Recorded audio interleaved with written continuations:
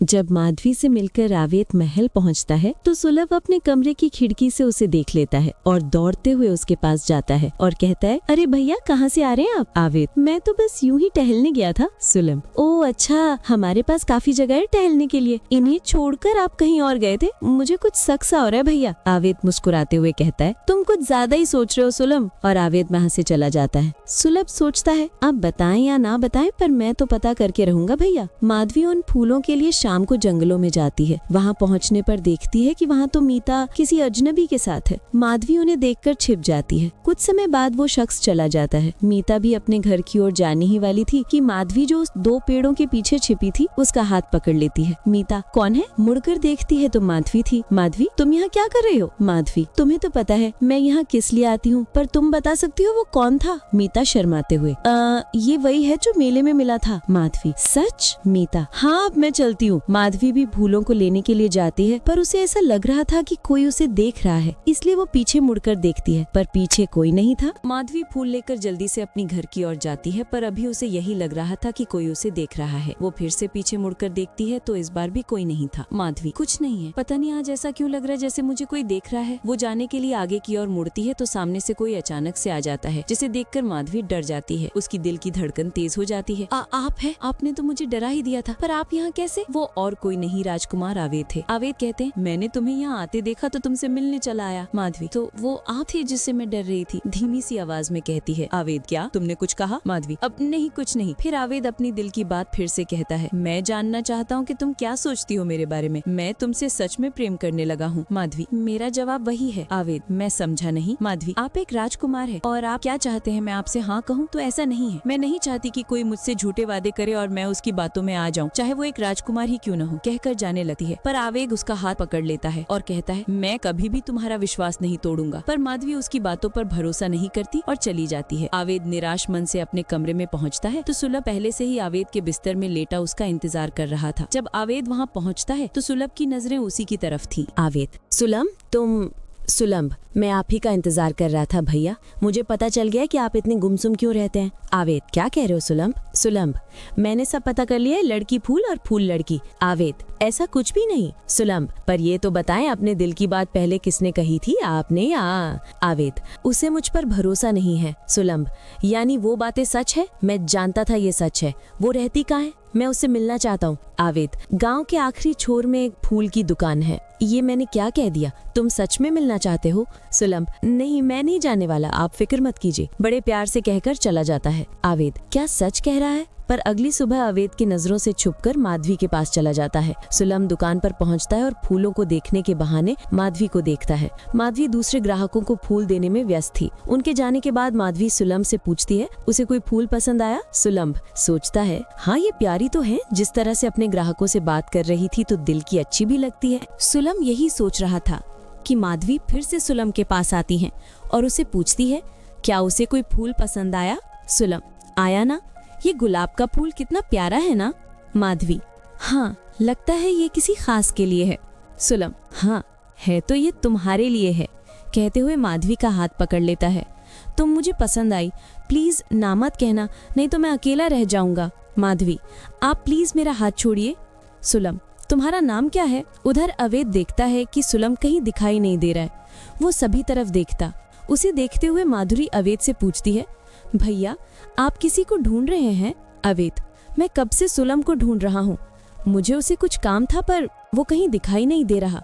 माधुरी, पर मैंने तो उसे गांव की तरफ जाते हुए देखा है। वो? आवेद, गांव की तरफ? कहीं वो? ये सुनते ही आवेद गांव की ओर निकल जाते हैं। माधुरी, अब इन्हें क्या हुआ? आवेद तेजी से अपने घोड़े पर जाते हैं और माधवी, अपना नाम माधवी बताती है, पर आप मेरा हाथ छोड़िए। सुलभ, पर पहले ये कहो तुम मुझे पसंद हो, तभी मैं तुम्हारा हाथ छोड़ूंगा। कहीं तुम किसी और को तो पसंद नहीं करती? इस पर माधवी चुप ही रहती है। सुलभ एक स्माइल करता है और फिर कहता है, तुम कुछ बोल नहीं रही हो, इसका तो यही मतलब है कि तुम किसी को पसंद करती हो। सुलभ माधवी का हाथ छोड़ ही नहीं रहा था और साथ ही कह रहा था, हाँ कह दो ना माधवी, हाँ कहो, हाँ कहो ना। माधवी घबराते हुए, हाँ मैं किसी को पसंद करती हूँ तो प्लीज मेरा हाथ छोड़िए। सुलभ, सच में? और तभी आवेद वहां आ जाता है जो सुलभ को माधवी का हाथ पकड़े देख लेता है। वो देखता है माधवी परेशान थी। वो जाता है और सुलम से माधवी का हाथ छुड़ाता है, जिससे सुलम दूर हट जाता है। अवैध माधवी से पूछता है क्या वो ठीक है। माधवी हाँ, पर ये कौन है। वो दूर खड़ा सुलम हंसने लगता है तो अवैध उससे पूछता है तुम हंस क्यों रहे हो सुलम। सुलम हैरानी से भैया आपने मुझे पहचाना कैसे।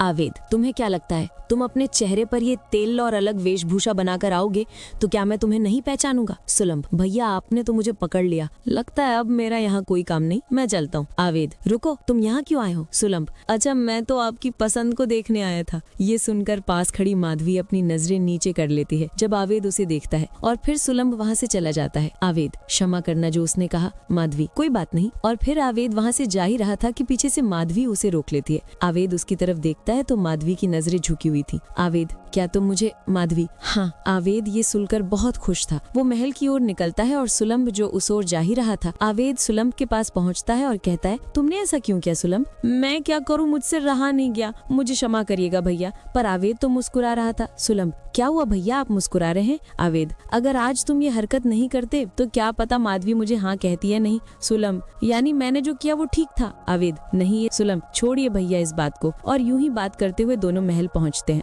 पिताजी की अनुपस्थिति में आवेद सभी जिम्मेदारियों को देख रहा था, पर अब तो उसे इस बात की भी चिंता हो रही थी कि पिताजी अभी तक वापस क्यों नहीं आए। 3 दिन हो चुके थे। आखिर उसके अगले दिन पिताजी का आना हुआ। वे काफी शांत लग रहे थे। आवेद पिताजी के पास जाते हैं और उनसे पूछते हैं आवेद पिताजी क्या हुआ, सब ठीक तो हुआ ना, क्या वो मान गए। पिताजी आप ठीक है ना। पिताजी कहते हैं उन्होंने सीधा सीधा जवाब नहीं दिया, वे कह रहे थे कि इस बारे में सोचेंगे, बस इतना ही। आवेद तो आप कुछ दिनों से उन्हें समझाने की कोशिश कर रहे थे। पिताजी हाँ, पर लगता है कोई फायदा नहीं। और कुछ दिनों के बाद गांव की परेशानी बढ़ने लगी। जिस रास्ते से आना जाना था बंद हो चुका था, जिसके कारण गांव वालों को अपने सामान लाने बेचने में परेशानी आ रही थी। यहाँ तक कि लंबे रास्ते से जाने पर भी खतरा बढ़ रहा था। गाँव के लोग राजा से इस मामले के बारे में सवाल करते, पर उनके पास अभी कोई जवाब नहीं था। ऐसा नहीं था कि लंबे रास्ते से जाया नहीं जा सकता था, पर उस रास्ते से जाने पर कई खतरे थे, जैसे चोरों का आना, सामान को लूटा जाना और कई चीजें थी। उनको देखकर आवेद फैसला करते हैं कि वे कल मुकुट राज्य जाएंगे।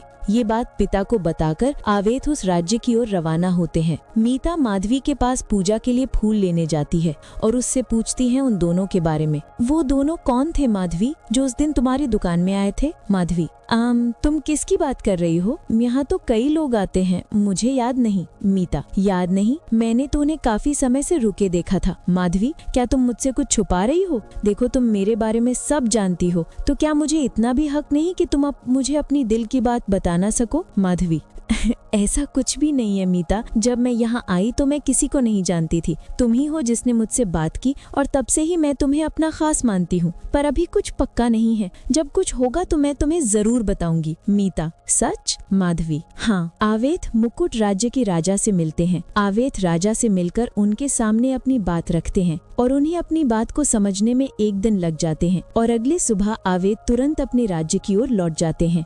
राजा तुरंत आवेद के पास आते हैं और उनसे इस बारे में पूछते हैं। राजा क्या हुआ बेटे, क्या वे मान गए। आवेद पिताजी निराश मन से कहता है अभी ऐसा कुछ नहीं हुआ है, उन्होंने कहा है कि वे इस बारे में सोचेंगे, पर आप फिक्र मत कीजिए, मैंने उन्हें मना लिया है कि जब तक वे इस विषय पर विचार करते हैं तब तक वे इस मार्ग को बंद नहीं करेंगे।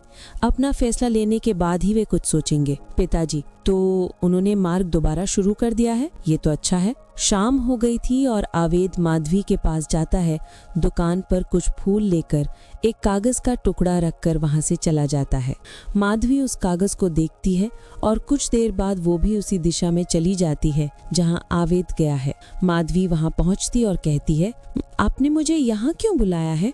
आवेद माधवी के पास आता है और उससे कहता है क्या तुम नहीं जानती, अब हम दोनों के बीच एक रिश्ता बन चुका है जिसे प्रेम कहते हैं। ये सुनकर माधवी शर्म से अपनी नजरें झुका लेती है। आवेद क्या तुम शर्मा रही हो, यहाँ आओ मेरे पास बैठो, कहकर अपने पास बैठा लेता है। आवेद माधवी के बालों को प्यार से सहलाने लगता है। माधवी भी अपना सर आवेद की कंधे पर रखती है और अपनी आंखें बंद कर लेती है। कुछ देर दोनों ऐसे ही बैठे रहते हैं जैसे कि उनके लिए समय रुक सा गया हो। वो दोनों एक दूसरे में खो चुके थे, साथ ही धीमी धीमी हवा भी चल रही थी। कुछ देर ऐसे ही रहने के बाद माधवी आवेद से पूछती है कि हम इस जंगलों के बीच में क्यों आए हैं आवेद? ताकि हमें कोई ना देख सके। माधवी, अगर कोई भयानक जीव आ जाए तो हम क्या करेंगे? आवेद, मैं तुम्हारी रक्षा करूंगा। क्या तुम्हें मुझ पे भरोसा नहीं? माधवी, ऐसा न कहिए, मुझे भरोसा है आप पर। और यूं ही बातें करते एक दूसरे में वे खो जाते हैं। ऐसे ही दोनों मिलते रहते हैं। महलों में भागते हुए माधुरी सुलम से टकरा जाती है। सुलम, माधुरी देखा तो करो, तुम ऐसी भागे जा रही हो, क्या हुआ? माधुरी, कुछ नहीं भैया, मैं तो बस अपनी सहेलियां के साथ खेल खेल रही हूँ, वे मुझे पकड़ लेंगी, मुझे जाने दीजिए। कहते हुए वो चली जाती है। उसके पीछे पीछे उसकी सहेलियां भागते हुए जाती हैं। सुलम्ब आवेद के पास जाता है जो सामानों के आवे जावे को देख रहे थे। सुलम्ब आवेद के पास पहुंचता है और उनसे कहते हैं, भैया यहाँ सब ठीक है ना? आवेद, हाँ सब ठीक है सुलम्ब, सब ठीक है। ये बहुत खुशी की बात है कि वे मान गए। आवेद, अभी फैसला नहीं हुआ है सुलम्ब। सुलम्ब, तो भैया उनकी तरफ से कोई मंजूरी नहीं आई है? आवेद, उसकी चिंता तुम मत करो सुलम्ब, अगर वे मंजूरी नहीं देते हैं तो हम कोई ना कोई रास्ता निकाल ही लेंगे, वही कोशिश कर रहा हूँ मैं। सुलम्ब, मुझे भरोसा है आप पर भैया। गांव के लोगों के साथ माधवी भी आती है जो आवेद से नजरें छुपाकर गांव से बाहर जाती है, पर सुलम्ब से बात करते हुए आवेद की नजरें माधवी पर पड़ जाती है और वो उसके पास जाता है। आवेद, तुम कहाँ जा रही हो माधवी? क्या तुम मुझसे नजरें छुपा रही थी? माधवी, मुझे कुछ जरूरी सामान चाहिए, वहीं लेने जा रही हूँ। आवेद, तुम मुझे बता दो, मैं ले आता हूँ। माधवी, मैं अपना काम स्वयं कर सकती हूँ, आप फिक्र मत कीजिए। आवेद, पर मैं ले आता हूँ। माधवी, नहीं मैं ले आऊंगी, और वो चली जाती है। सुलम वहाँ पहुँचता है। वो कहता है, क्या हुआ भैया, वे क्या कह रही थी? आवेद, सुलम तुम थोड़ी देर यहीं रुक कर सबको देखना, मैं अभी आता हूँ। कहते हुए वो माधवी के पीछे जाता है। माधवी का पीछा करते हुए आवेद उसके पास चला जाता है। माधवी अपने सामानों की खरीदारी करने में व्यस्त थी। माधवी कपड़ों की दुकान से होकर उन्हें देखते हुए गुजरती है। आवेद माधवी के कानों में कहता है, अगर वे पसंद है तो ले लो ना माधवी। हाँ, ये कौन है? और पीछे देखती है। आवेद को देखकर माधवी हैरान हो जाती है और कहती है, आप यहाँ तक आ गए, आपको अभी वापस लौट जाना चाहिए। आवेद, फिक्र मत करो, सुलम वहाँ है, वो कपड़े तुम्हें पसंद है ना, मैं तुम्हारे लिए लेकर आता हूँ। ये कहते हुए आवेद माधवी के लिए वो कपड़ा लेने जाता है, पर उससे पहले माधवी आवेद का हाथ पकड़ लेती है और कहती है, नहीं मुझे नहीं चाहिए, और अगर चाहिए भी तो मैं स्वयं ले लूंगी, आपका धन्यवाद। आवेद, तुम कह रही हो तो ठीक है, पर मेरा मन नहीं मान रहा। माधवी, पर आपको अभी वापस जाना चाहिए। आवेद, हाँ पर थोड़ी देर बाद। आवेद अब कुछ समय के लिए माधवी के साथ था। वो उससे बातें करता, उसे छेड़ता, प्यार भरी बातें करता था। उसके बाद दोनों वापस लौट आते हैं। सुलम्ब, तो भैया ये बताइए सब कैसा था? आवेद, अच्छा था। सुलम्ब, अच्छा था या और अच्छा? आवेद, देखो तुम्हें सब पता है, इसका ये मतलब नहीं मैं तुम्हें सब कुछ बता दूं। सुलम्ब, ठीक है भैया मत बताइए, मैं कहाँ कुछ पूछ रहा हूँ। आवेद, अच्छा। प्यार भरी बातों के साथ उनका रिश्ता और भी गहरा हो जाता है। वे एक दूसरे से मिलते और वादा करते हैं कि वे हमेशा एक साथ रहेंगे। सब कुछ अच्छा ही था। एक दिन मुकुट राज्य से कुछ लोग आते हैं जो हमेशा के लिए मार्ग खोलने के लिए मान जाते हैं, पर उनकी एक शर्त थी कि अगर वे शर्त मानते हैं तो मार्ग खुला रहेगा, और नहीं मानते हैं तो उन्हें दूसरे रास्ते से जाना होगा। वे उन्हें सोचने के लिए कुछ समय देकर चले जाते हैं। राजा इस बारे में सोचते हैं और आवेद को बताते हैं। पता नहीं कैसे पर मीता माधवी और आवेद के रिश्ते के बारे में जान जाती है और माधवी से मिलने उसके घर चली जाती है।